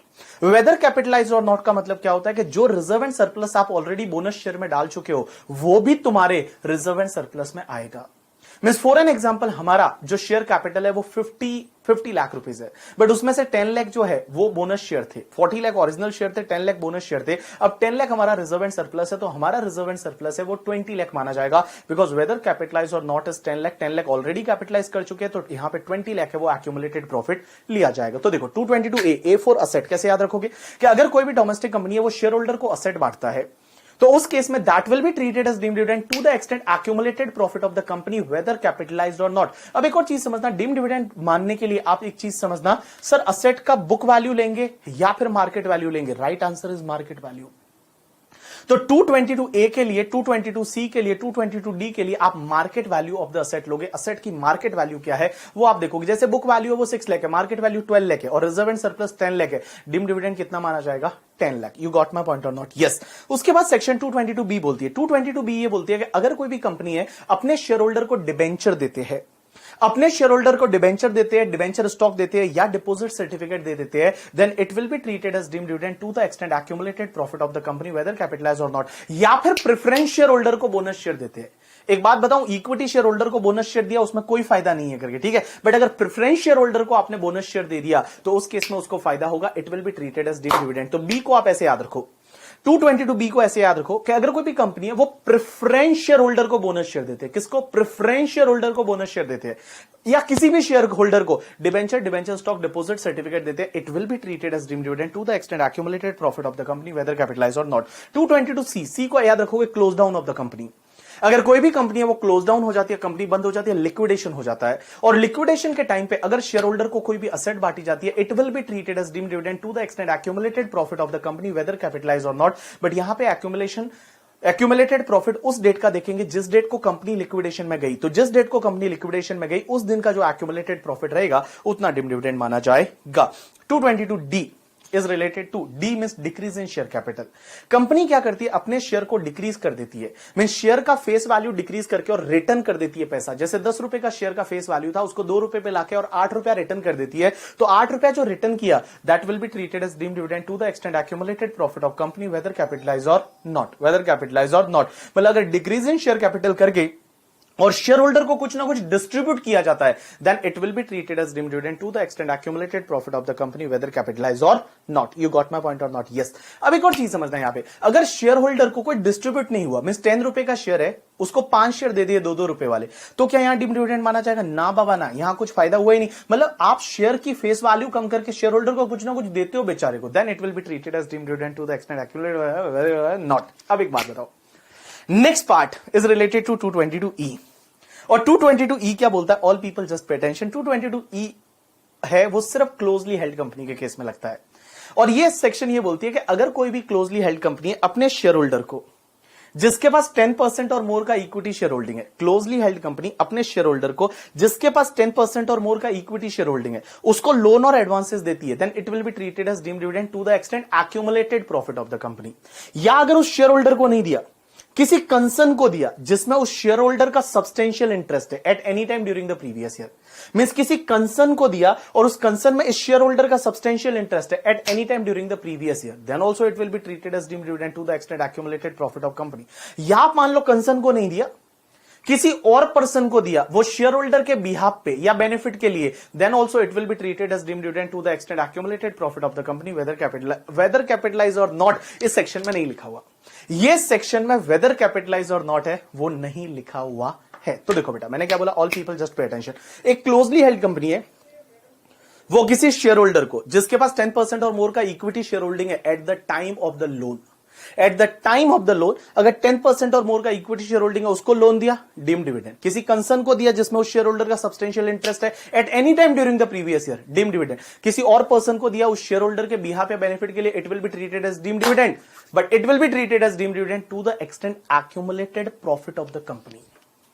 अब एक चीज समझना, 222 ABCD एंड 222E में कुछ फर्क है। क्या फर्क है? पहला फर्क तो यह है कि ABCD is applicable to all company, this section is applicable only to closely held company.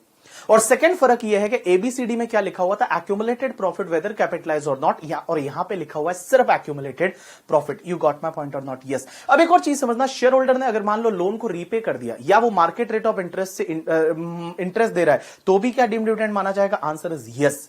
Even वो शेयर होल्डर ने उसको रीपे कर दिया दूसरे दिन ही या मार्केट रेट से इंटरेस्ट दे रहा है, तो भी ये डीम्ड डिविडेंड माना जाएगा। लेकिन इसका एक एक्सेप्शन ये है कि अगर वो कोई कंपनी है, वो मनी लेंडिंग बिजनेस में, कंपनी जो है वो मनी लेंडिंग बिजनेस में है और substantial part of the business है वो मनी लेंडिंग है, तो उस केस में डीम्ड डिविडेंड नहीं माना जाएगा अगर वो loan ordinary course of business में दिया है तो, ऑर्डिनरी कोर्स ऑफ बिजनेस में दिया। अब एक और चीज समझना, यहां पे मैंने आपको बोला लोन दो या एडवांस दो तो डीम्ड डिविडेंड माना जाएगा, लेकिन एक चीज समझना, अगर कोई भी एडवांस दिया है, वो एडवांस अगर ट्रेड नेचर का है, कमर्शियल नेचर का एडवांस है, तो उस केस में ये सेक्शन नहीं लगेगी। जैसे फॉर एन एग्जांपल, कोविड की वजह से क्या हुआ कि मेरे को घर पे स्टूडियो सेटअप करना पड़ा, तो मेरी कंपनी से मैंने 10 लाख रुपीस एडवांस लिया स्टूडियो सेटअप करने के लिए, it is like a trade advance, तो यहां पे 56(2)(10 है, सॉरी 56(2)(10 नहीं, 222E है, वो आपका यहां पे नहीं लगेगा। यू गॉट माय पॉइंट और नॉट? यस। अब एक और चीज समझना, 5 चीजें ऐसी है जो डिविडेंड डीम्ड डिविडेंड नहीं माना जाएगा। पहला तो मैं ऑलरेडी बता चुका हूं कि अगर किसी कंपनी ने लोन दिया और वो ऑर्डिनरी कोर्स ऑफ बिजनेस में लोन दिया और वो कंपनी का substantial part of the business money lending है,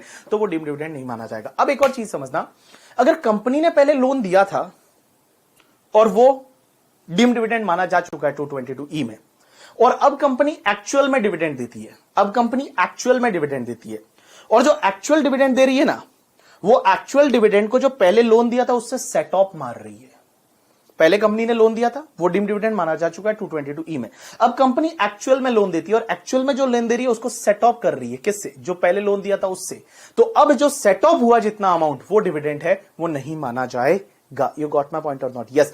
बायबैक ऑफ शेयर है, वो डिविडेंड डीम्ड डिविडेंड नहीं माना जाता। एज वेल एज द, मैंने आपको बताया कि अगर कोई भी रिजल्टिंग कंपनी डीमर्स कंपनी के शेयर होल्डर को जो शेयर देती है free of cost, it is also not treated as dividend deemed dividend.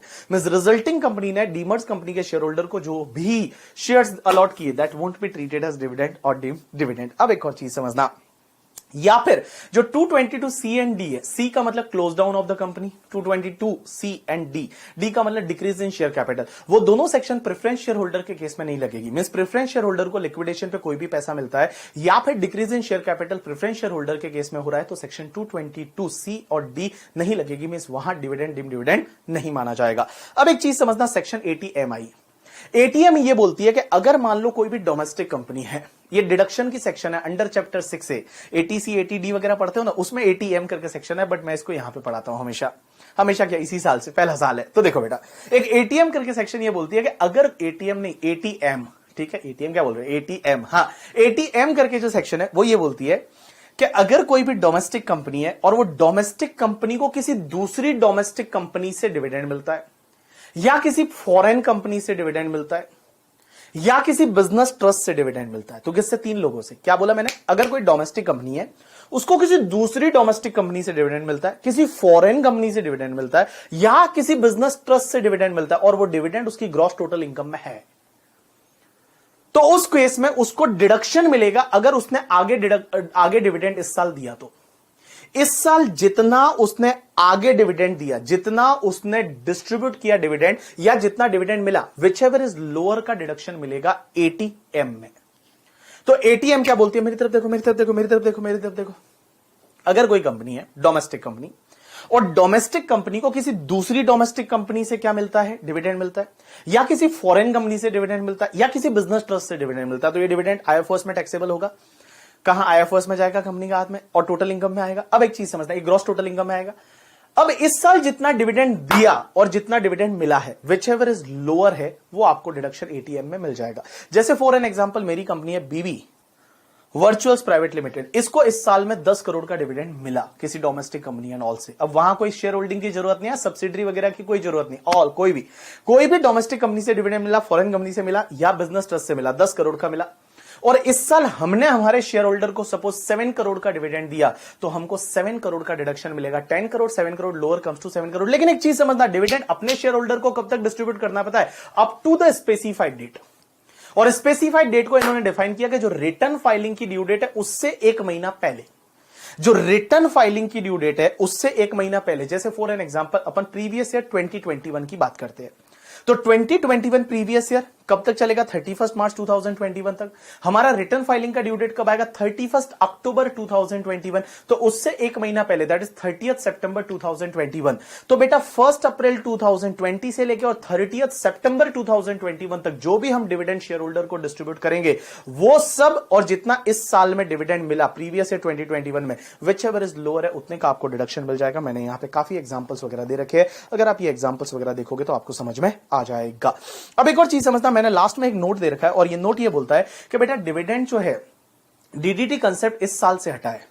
DDT concept है वो इस साल से हटा है, मींस इस साल जो भी कंपनी डिविडेंड देगी उस पर डीडीटी नहीं लगेगा, शेयर होल्डर के हाथ में टैक्सेबल होगा नॉर्मल टैक्स रेट से। लेकिन एक चीज समझना, हो सकता है किसी कंपनी ने डिविडेंड डिक्लेयर लास्ट ईयर कर दिया था, 31 मार्च 2020 से पहले, 31 मार्च 2020 से पहले उन्होंने डिक्लेयर कर दिया था, डीडीटी गवर्नमेंट को पे कर दिया था, मुझे डिस्ट्रीब्यूट इस साल हुआ, इस साल मुझे डिविडेंड मिला, तो क्या मेरे हाथ में टैक्सेबल होगा? आंसर इज नो, मेरे हाथ में वो 1034 से एग्जेम्प्ट हो जाएगा। लेकिन अगर वो 10 लाख से ज्यादा है तो 10% से टैक्सेबल होगा, जैसा लास्ट ईयर तक होता था। Next section is tax in case of the liquidation. Company close down हो जाती है, कंपनी लिक्विडेट हो जाती है, कंपनी लिक्विडेशन में चली जाती है। तो एक बात बताओ, जब भी कंपनी लिक्विडेशन में चली जाती है तो लिक्विडेशन के केस में शेयर होल्डर को जो असेट बांटी जाती है, शेयर होल्डर को जो असेट मिलती है, पहले तो वो बेटा आईएफओएस में टैक्सेबल होगी कितना, जितना डिविडेंड है, जितना डीम्ड डिविडेंड है, to the extent accumulated profit of the company. To the extent accumulated profit of the company, it will be taxable under income from other sources as a dividend in hands of the share holder. अब एक बात समझना, जो asset मिली और जो पैसा मिला, asset and पैसा मिला, to the extent accumulated profit of the company IFOS में टैक्सेबल हो जाएगा डीम डिविडेंड 222C में। जैसे मैं एक एग्जांपल लेता हूं कि कंपनी ने असेट दी, वो मान लो 10 लाख की दी और उसमें से डीम डिविडेंड 2 लाख हो गया, तो 2 लाख आईएफओएस में टैक्सेबल होगा। अब एक बात बताओ, कैपिटल गेन कैलकुलेशन के लिए, क्योंकि शेयर होल्डर को कैपिटल गेन भी लगेगा, उसका शेयर चला गया लिक्विडेशन की वजह से, तो यहां शेयर होल्डर को कैपिटल गेन लगेगा, तो फुल वैल्यू ऑफ कंसिडरेशन क्या लोगे पता है? जो आपको असेट मिला वो, जो आपको डिविडेंड मिला, सॉरी जो आपको असेट मिला वो, जो आपको मनी मिला वो, और माइनस कर दो जितना डीम डिविडेंड माना गया। वो माइनस कर दो, that will be the full value of consideration. और उसमें से जब आपने शेयर खरीदे हो उसकी कॉस्ट जो है वो आप माइनस कर दो, तो आपको कैपिटल गेन का अमाउंट है वो मिल जाएगा। अब एक और चीज समझना, यहां कैपिटल गेन शेयर होल्डर को उस ईयर में लगेगा, यहां कैपिटल गेन शेयर होल्डर को उस ईयर में लगेगा जिस ईयर में उसको असेट डिस्ट्रीब्यूट होती है, लेकिन वो शेयर का पीरियड ऑफ होल्डिंग है ना, वो शेयर का पीरियड ऑफ होल्डिंग आप लिक्विडेशन की डेट तक ही लोगे। मींस लिक्विडेशन की जिस दिन कंपनी लिक्विडेशन में गई उस दिन तक का ही आप शेयर का पीरियड ऑफ होल्डिंग लोगे, लेकिन आपको कैपिटल गेन उस ईयर में लगेगा जिस ईयर में आपको असेट्स है वो कंपनी से मिलती है under liquidation. You got my point और not? Yes. Now next topic is buyback. Buyback is very interesting. सबसे पहली चीज कि सर बायबैक के केस में होता क्या था, तो बायबैक के केस में मैं बताऊं कंपनी के हाथ में कुछ नहीं होता था, शेयर होल्डर के हाथ में कैपिटल गेन लगता था। बायबैक के केस में कंपनी के हाथ में कुछ नहीं होता था, शेयर होल्डर के हाथ में कैपिटल गेन लगता था। शेयर होल्डर के हाथ में कैपिटल गेन कैसे लगता था? Full value of consideration buyback price minus जो भी शेयर का कॉस्ट था, तो कैपिटल गेन शेयर होल्डर के हाथ में लगता था। लेकिन एक सेक्शन आई 115 QA, और 115 QA ये बोलती है कि अगर कोई भी डोमेस्टिक कंपनी बायबैक करती है, मेरे वर्ड्स को ध्यान देना, डोमेस्टिक कंपनी शेयर्स का बायबैक करती है, अगर कोई डोमेस्टिक कंपनी शेयर का बायबैक करती है, भले वो लिस्टेड है या अनलिस्टेड है, अब वो डोमेस्टिक कंपनी को जो buyback price minus issue price है उस डिफरेंस पे डोमेस्टिक कंपनी को IFO डोमेस्टिक कंपनी जो है उसको टैक्स भरना पड़ेगा। That is the income distribution tax. जैसे DDT था वैसा का वैसा बायबैक पे ये टैक्स है 115 QA में। मैंने क्या बोला, वापस बोल रहा हूं कि अगर कोई डोमेस्टिक कंपनी है और वो domestic company listed as well as unlisted share का बायबैक करती है, तो buyback price minus issue price जो डिफरेंस है उस डिफरेंस पे डोमेस्टिक कंपनी टैक्स भरेगी 20% की रेट से, प्लस 12% सरचार्ज ऑलवेज लेना है, and plus 4% health and education cess आपको ऑलवेज लेना है। मैंने क्या बोला कि सबसे पहले आपको क्या करना है, मैं क्या बोला, all people just pay attention, 20% tax rate, 12% surcharge, health and education cess 4%, effective tax rate will be the 23.296%। तो ध्यान रखो मैंने क्या बोला, अगर कोई डोमेस्टिक कंपनी अपने शेयर का बायबैक करती है, भले लिस्टेड है अनलिस्टेड है, buyback price minus issue price, issue price मतलब जब इशू किया था तो कितना पैसा मिला था, buyback price minus issue price, वो डिफरेंस जो आएगा उस डिफरेंस पे 23.296% की रेट से डोमेस्टिक कंपनी गवर्नमेंट को टैक्स भरेगी। अब क्वेश्चन ये आता है कि सर शेयर होल्डर को क्या कैपिटल गेन लगेगा? नहीं। अगर 115 QA लग गया और कंपनी ने टैक्स भर दिया 23.296%, तो शेयर होल्डर के हाथ में ये एग्जेम्प्ट हो जाएगा ड्यू टू सेक्शन 1034A। अब एक बात समझो, कंपनी को ये टैक्स कब तक भरना है? 14 डेज के अंदर अंदर। मतलब जिस दिन उन्होंने बायबैक किया, जो इस दिन बायबैक किया उससे 14 डेज के अंदर अंदर उनको गवर्नमेंट को टैक्स भरना पड़ेगा। अगर नहीं भरा तो 15 डेज से 1% पर मंथ और पार्ट ऑफ द मंथ की रेट से इंटरेस्ट लगेगा, और वो कंपनी है वो असेसी इन डिफॉल्ट भी मानी जाएगी। यू गॉट माय पॉइंट और नॉट? यस। अब क्वेश्चन ये आता है कि सर इशू प्राइस क्या कैसे निकालेंगे? What will be the issue price? क्योंकि क्या होगा कि जैसे आज कंपनी ने एक शेयर है वो 300 में बायबैक किया, तो buyback price is 300, buyback price है वो 300 है। सर इशू प्राइस क्या लेंगे? तो इशू प्राइस कितने में इशू किया था वो इशू प्राइस, जैसे फॉर एन एग्जांपल इशू किया था वो 50 में किया था और उस पे प्रीमियम था 10 रुपए का, तो 60 रुपीज का इशू प्राइस। तो 300 माइनस 60 240 है, उस 240 पे टैक्स भरना पड़ेगा। एक बात बताओ, जितना इशू प्राइस ज्यादा होगा कंपनी को फायदा होगा, क्योंकि कंपनी को कम टैक्स पे करना पड़ेगा। अब एक चीज समझना, इशू प्राइस लोगे क्या? तो इशू प्राइस सबसे पहले अगर मान लो कंपनी ने शेयर इशू किए थे और लोगों ने सब्सक्राइब किए थे, तो इशू प्राइस क्या होगा? जितना पैसा कंपनी को मिला including the amount of the premium. Means issue price क्या होगा? जो कंपनी को अमाउंट मिला इंक्लूडिंग द प्रीमियम 60 रुपीज है वो इशू प्राइस होगा। लेकिन एक बात बताओ, जो कंपनी को पैसा मिला उसमें से कंपनी ने मान लो पहले ऑलरेडी कुछ अमाउंट रिटर्न कर दिया था, 60 रुपीज कंपनी को मिला था, कंपनी ने मान लो कुछ साल पहले उसमें से 20 रिटर्न कर दिया, तो अब इशू प्राइस कितना लोगे? 40 लोगे। भाई सीधी सी बात है, जितना रिटर्न कर दिया वो आप लेस कर दोगे, तो अभी आप 40 लोगे। लेकिन एक चीज समझना, जितना आपने रिटर्न किया, जितना कंपनी ने रिटर्न किया था 20 रुपीज, अगर मान लो वो deem dividend under section 222E माना जा चुका है, अगर वो deem dividend under section 222E माना जा चुका है और कंपनी ने उस पर अगर DDT भर दिया था अंडर सेक्शन 115 वो जो लास्ट ईयर तक था, तो उस केस में आपको लेस करने की जरूरत नहीं है। तो देखो मैंने दो चीजें बताई। पहली चीज इशू प्राइस क्या है? जितना अमाउंट कंपनी को मिला including the amount of the premium. But company ने कुछ अमाउंट मान लो बायबैक से पहले भी रिटर्न किया है, तो जितना रिटर्न किया था वो इशू प्राइस में से लेस कर दो। लेकिन वो लेस नहीं होगा अगर वो डीम डिविडेंड माना जा चुका है अंडर सेक्शन 222D और कंपनी ने उस पर DDT अंडर सेक्शन 115 वो भरा था। अब एक बात समझना, अगर कोई ईसॉप में शेयर इशू करते हैं, तो ईसॉप में शेयर इशू करते हैं तो इशू प्राइस क्या होगा? Fair market value of the share और amount credited to the share capital and security premium जो भी है, whichever is lower. Means fair market value of the share and amount credited to the share capital security premium whichever is lower है वो issue price माना जाएगा। Normal case में ये दोनों चीजें है वो सेम आएगी। Fair market value of the share and amount credited to share capital and security premium ये दोनों सेम ही आएगी, तो बेटा इश्यू प्राइस वही हो जाएगा। अब एक और चीज समझना, अगर अमलगमेशन में जैसे पुरानी कंपनी है, फॉर एन एग्जांपल इधर देखो, एक पुरानी कंपनी है जिसका नाम था साई लिमिटेड। साई लिमिटेड ने 1 लाख शेयर इशू किए थे 100 रुपए की रेट से, 1 करोड़ इशू प्राइस था। 1 करोड़ रुपया पुरानी कंपनी को साई लिमिटेड को मिला था। अब साई लिमिटेड अमलगमेटेड हो गई शिरडी लिमिटेड के साथ, और शिरडी लिमिटेड ने क्या किया पता है, साई के शेयर होल्डर को 1,20,000 शेयर इशू कर दिया फ्री ऑफ कॉस्ट। पहले उन्होंने 1 लाख शेयर इशू किए थे 100 रुपए में, तो 1 करोड़ रुपया पुरानी कंपनी को मिला था, 1 करोड़। अब नई कंपनी जो अमलगमेशन के बाद नई कंपनी ने पुरानी कंपनी के 1 लाख शेयर के बदले उन्होंने 1,20,000 शेयर दे दिए। तो क्वेश्चन आता है कि 1,20,000 शेयर का इशू प्राइस क्या होगा। तो 1,20,000 शेयर का इशू प्राइस क्या होगा, इशू प्राइस कैसे निकालोगे, पहले आप लोग पुरानी कंपनी को कितना पैसा मिला था, तो पुरानी कंपनी को मिला था 1 करोड़ रुपया, 1 करोड़ रुपीस, डिवाइड बाय नई कंपनी ने कितने शेयर इशू किए, तो 1,20,000, so it's comes to the 83.33। तो भैया पुरानी कंपनी के शेयर का, अब नई कंपनी ने शेयर इशू किए तो नई कंपनी के शेयर का इशू प्राइस आ जाएगा 83.33। तो देखो अमलगमेटेड कंपनी ने अमलगमेटिंग कंपनी के शेयर के बदले शेयर इशू किया, तो आपको कैसे इशू प्राइस निकालना है कि पुरानी कंपनी को जो पैसा मिला था डिवाइड बाय नई कंपनी ने कितने शेयर इशू किए उससे डिवाइड कर लो, आपको मिल जाएगा इशू प्राइस। अब सर डीमर्जर के केस में, तो डीमर्जर के केस में इशू प्राइस कैसे निकालेंगे, तो डीमर्जर के केस में एग्जांपल लेते हैं अपन टाइटन वाला, ठीक है। तो सबसे पहले आपको क्या देखना है कि भैया टाइटन ने पहले कितना पैसा मिला था वो पैसा ले लो। टाइटन को जब टाइटन ने पहले जब शेयर इशू किए होते तो कितना पैसा मिला था, उसको मल्टीप्लाई करो नेट असेट ट्रांसपेरेंट डीमर्जर और divide by net worth. Net asset transparent demerger और डिवाइड बाय नेटवर्थ जो भी आएगा that is the issue price of share issued by Tanishq limited.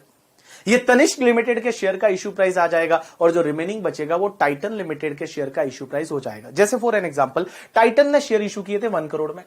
अब भैया 1 करोड़ में टाइटन ने शेयर पहले ओरिजिनली इशू किए थे, अब यहां पे इनका जो डिवीजन टूट के और तनिष्क बन गया, और तनिष्क ने अभी कुछ शेयर इशू किए, तो तनिष्क के शेयर का इशू प्राइस क्या निकालोगे पता है, टाइटन को कितना पैसा मिला था इशू करने पे वो amount multiply by net asset transparent demerger divide by net worth just before the demerger, ये तनिष्क के शेयर का इशू प्राइस हो जाएगा।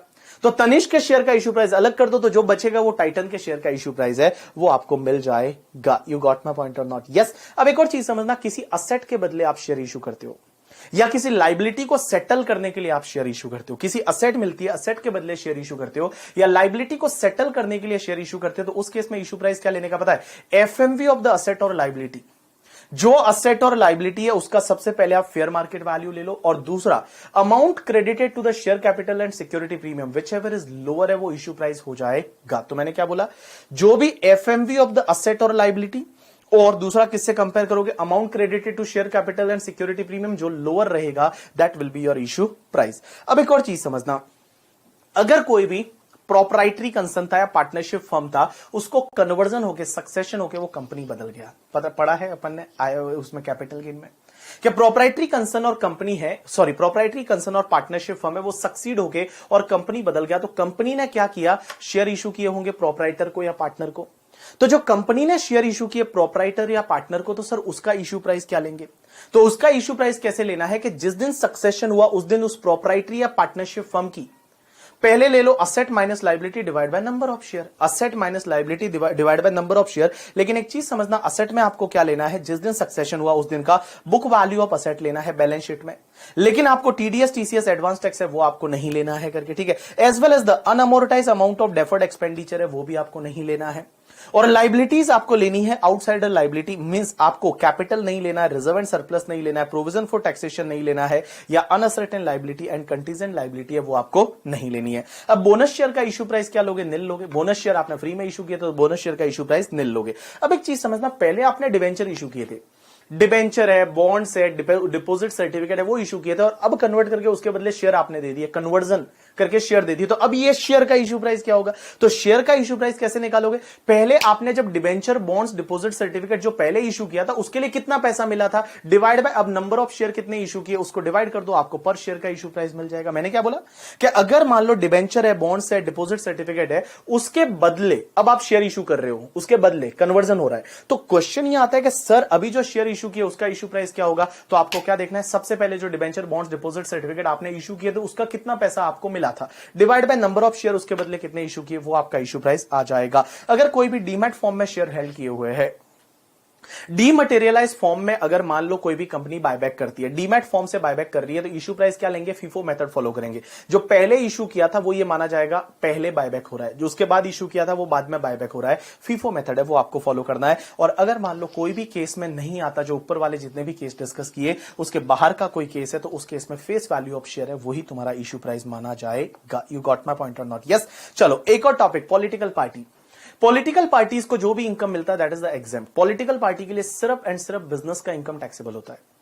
बिजनेस का इनकम टैक्सेबल मीन सैलरी हो नहीं सकती, house property, capital gain, IFOS का इनकम है वो एग्जेम्प्ट हो जाता है। और मैं बता दूं पॉलिटिकल पार्टी के लिए मेन जो इनकम होती है वो वॉलंटरीली कंट्रीब्यूशन से मिलती है, मीन डोनेशन मिलता है, डोनेशन की इनकम होती है। अब एक चीज समझना, पॉलिटिकल पार्टी के लिए ये डोनेशन की इनकम है वो भी एग्जेम्प्ट है, आंसर इज यस। लेकिन यहां पे कुछ कंडीशन है कि पॉलिटिकल पार्टी जो है वो पॉलिटिकल पार्टी को ये एग्जेम्पशन 13A का तभी मिलेगा जब पहली कंडीशन उसको books of accounts and documents बनाना पड़ेगा, दूसरी कंडीशन उसकी ऑडिट करवानी पड़ेगी, तीसरी कंडीशन पॉलिटिकल पार्टी को अगर कोई भी डोनेशन मिलता है और वो डोनेशन 20,000 रुपए से ज्यादा है, if that donation is more then 20,000 से ज्यादा है, 20,000 से ज्यादा है, तो उसका रिकॉर्ड मेंटेन करना पड़ेगा। पर अगर इलेक्टोरल बॉन्ड से मिला तो रिकॉर्ड मेंटेन करने की जरूरत नहीं। मैंने क्या बोला कि पॉलिटिकल पार्टी को अगर कोई डोनेशन मिलता है किसी पर्सन से दैट इज मोर देन 20,000, तो वो डोनर का डिटेल रिकॉर्ड मेंटेन करना पड़ेगा। बट अगर वो इलेक्टोरल बॉन्ड से मिला तो कोई रिकॉर्ड मेंटेन करने की जरूरत नहीं है। उसके बाद एक और कंडीशन कि पॉलिटिकल पार्टी को कोई डोनेशन मिलता है जो 2,000 रुपीज से ज्यादा है, तो वो कैश में नहीं ले सकते। मींस 2,000 रुपीज से ज्यादा का डोनेशन है वो account pay cheque, account pay demand draft, any mode of electronic clearing system through bank account और any other electronic mode as may be prescribe, या इलेक्टोरल बॉन्ड से ही ले सकते हैं, इसको छोड़ के और किसी भी मोड से नहीं ले सकते। यू गॉट माई पॉइंट और नॉट? यस। अब एक और चीज समझना, तो अगर मान लो इसमें से कुछ वायलेशन हो गया, जैसे पॉलिटिकल पार्टी को मान लो 50-50 हजार के 2 डोनेशन मिले जिसका रिकॉर्ड मेंटेन नहीं है, और पॉलिटिकल पार्टी का बाकी सब कंडीशन सेटिस्फाइड हो रही है, टोटल डोनेशन इस साल में 1,000 करोड़ है, तो क्वेश्चन ये आता है 1,000 करोड़ पूरी इनकम टैक्सेबल हो जाएगी या सिर्फ वायलेशन पार्ट वाली टैक्सेबल होगी? आईसीआई का जो व्यू है वो ये है कि सिर्फ जो वायलेशन होता है, वायलेशन वाली पार्ट है, वायलेशन वाला पार्ट है वही टैक्सेबल होगा, ऑल इनकम टैक्सेबल नहीं होगी। यू गॉट माई पॉइंट और नॉट? यस। अब एक चीज समझना, आप पॉलिटिकल पार्टी को जब भी आप डोनेशन देते हो, आप पॉलिटिकल पार्टी को डोनेशन देते हो तो आपको अंडर चैप्टर 6A में डिडक्शन मिलता है, अंडर सेक्शन 80 GGB और GGC। और 80 GGB इंडियन कंपनी के लिए होती है, 80 GGC है वो ऑल एसएससी के लिए होती है, 100% डिडक्शन मिल जाता है। लेकिन कंडीशन ये है कि you have to make the donation by any mode other than cash, cash में आप डोनेशन नहीं कर सकते हो। Next topic is topic number 12 is electoral trust. Electoral trust जो होता है, अब समझने की कोशिश करना, इलेक्टोरल ट्रस्ट को जो भी इस साल में डोनेशन मिलता है, सिर्फ डोनेशन की बात कर रहा हूं, अदर इनकम की बात नहीं कर रहा हूं, डोनेशन। इलेक्टोरल ट्रस्ट को इस साल में जितना डोनेशन मिलता है उसका 95% और मोर अगर उसने इस साल पॉलिटिकल पार्टी को डिस्ट्रीब्यूट कर लिया, तो जितना डोनेशन इस साल में मिला है वो पूरा एग्जेम्प्ट है। मैंने क्या बोला? इस साल इलेक्टोरल ट्रस्ट को जितना डोनेशन मिलता है उसका 95% और मोर अगर पॉलिटिकल पार्टी को डिस्ट्रीब्यूट कर दिया, तो जितना डोनेशन इस साल में मिला वो पूरा एग्जेम्प्ट, उस पर कोई टैक्स नहीं लगेगा। अब एक चीज समझना, अगले साल क्या होगा? अगले साल जितना डोनेशन इलेक्टोरल ट्रस्ट को मिलता है और लास्ट ईयर का एक्यूमुलेशन, मतलब जो पिछले सालों का एक्यूमुलेशन है, मतलब जितना पॉलिटिकल पार्टी को आपने पिछले सालों में नहीं बांटा उसको एक्यूमुलेट करना है, और उसका 95% और मोर अगर पॉलिटिकल पार्टी को बांट दिया, तो जो भी नेक्स्ट ईयर डोनेशन मिलेगा दैट इज टोटली एग्जेम्प्ट। तो मैं क्या बोल रहा हूं? All people just pay attention.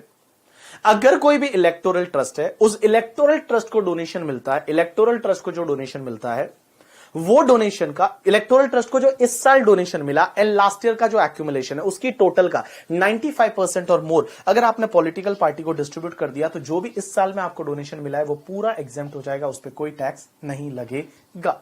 अब एक चीज समझना, ये सिर्फ डोनेशन के लिए है।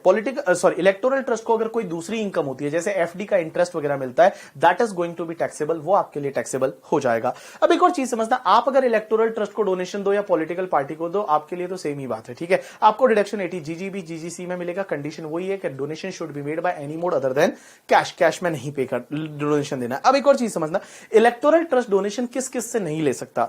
तो पहली चीज तो इलेक्टोरल ट्रस्ट है, किसी भी ऐसे व्यक्ति से डोनेशन नहीं ले सकता जो इंडिया का सिटीजन नहीं है, या किसी फॉरेन एंटिटी से वो डोनेशन नहीं ले सकता, किसी अदर इलेक्टोरल ट्रस्ट से वो डोनेशन नहीं ले सकता, गवर्नमेंट कंपनी से वो डोनेशन नहीं ले सकता, as well as the foreign sources से वो डोनेशन नहीं ले सकता। और इलेक्टोरल ट्रस्ट है वो कैश में डोनेशन नहीं ले सकता। Electoral trust account pay, cheque account pay, demand draft, any mode of electronic clearing system through bank account और एनी अदर इलेक्ट्रॉनिक मोड है, उसी से डोनेशन ले सकता है। Done. So that's enough for today. तो आज के लिए इतना बहुत है। अगले लेक्चर में कंटिन्यू करेंगे, जब आगे अपन वेरियस एंटिटी है उसको अपन रिवाइज करेंगे, जिसमें पार्टनरशिप, फर्म एंड ऑल आगे जो है वो हम रिवाइज करने वाले हैं। तो चलो गाइज, आज के लिए इतना बहुत है। मैं आपको बोल रहा हूं करके, ठीक है, बस पढ़ाई करते रहो, खुश रहा करो करके, ठीक है। और पढ़ाई पे थोड़ा अभी लग जाओ और अच्छे से लग जाओ और प्लानिंग करो, टाइम टेबल बनाओ और टाइम टेबल को फॉलो करने की कोशिश करो। बहुत बार ऐसे दिन निकलते होंगे जिसमें पूरे दिन बैठे रहे और उसके बाद भी पढ़ाई नहीं हुई। ऐसा होता होगा? यस सर, होता है करके, ठीक है। सबके साथ होता है, आप अकेले नहीं हो, हमारे साथ भी होता है। हमारे साथ भी होता है कि कभी रिकॉर्ड लेक्चर करना है, पूरा दिन हो गया, कुछ भी नहीं हुआ, ऐसा हो सकता है करके, ठीक है। बट अपने आप को उससे फटाफट बाहर निकालो और थोड़ा मोटिवेट हो गए और वापस से लग जाओ पढ़ाई करने में ढंग से। ऐसे बहुत सारे दिन निकलेंगे जब आपका आउटपुट बिल्कुल ही नहीं रहेगा, but don't worry about that. Next day फिर आप उसको सेटअप करो धीरे धीरे और ढंग से फोकस करके और पढ़ाई करो। और हमेशा एक चीज दिमाग में ऐसा इमेजिन करके चलो कि जिस दिन अपन सीए बनेंगे क्या फीलिंग रहेगी, अमेजिंग वाले करके, ठीक है।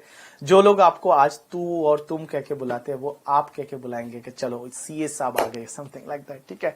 तो अच्छा लगता है, अच्छा फील होता है, बिकॉज अपन ने चालू किया है, यहां तक पहुंच गए तो कंप्लीट तो करना ही है, ठीक है। तो लग जाओ फटाफट और कंप्लीट करो। आज के लिए इतना बहुत है। अगले लेक्चर में इसके आगे कंटिन्यू करते हैं।